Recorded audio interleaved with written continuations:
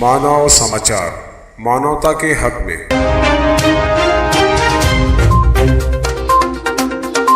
Malegaon DYSP लता डोंडे के squad ने शहर के 2 मकामात से 5 नौजवानों के कब्जे से 3 पिस्तौल और 7 जिंदा कारतूस जब्त करते हुए नौजवानों पर मुकदमा दर्ज किया।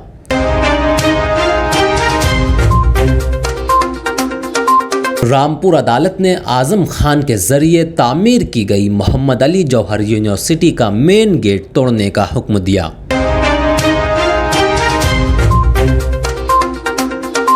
लखनऊ में कैब ड्राइवर को पीटने के बाद लड़की ने कहा कि मैंने अपनी हिफाजत के लिए ऐसा किया। मजीद कहा कि मुझे हार्ट, किडनी और ब्रेन की भी प्रॉब्लम है।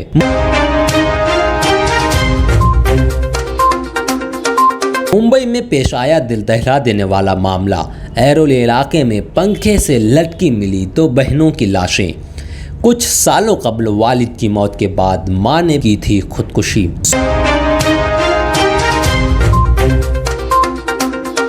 16 करोड़ का इंजेक्शन लगाने के बाद भी 11 महीने की मासूम बच्ची वैदिका नहीं बच सकी।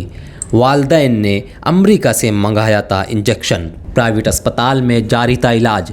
वैदिका को स्पाइनल मस्कुलर एट्रोफी नामी जेनेटिक बीमारी लाहक थी।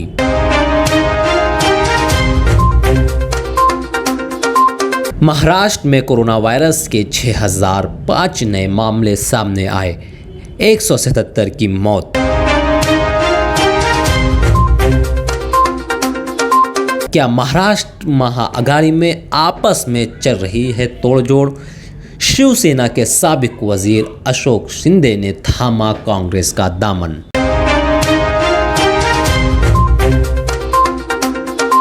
महाराष्ट्र के पुणे में बीती रात नशे में धुत एक खातून ने काफ़ी देर तक सड़क पर हंगामा किया। रात 10:30 बजे के करीब पुणे में तिलक रोड के हिरबाग चौक पर खातून भी सड़क पर आकर लेट गई और लोगों से कहने लगी कि मुझ पर गाड़ी चढ़ाओ।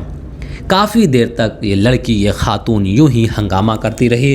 बिलाखिर इस बात की इत्तला पुलिस को दी गई।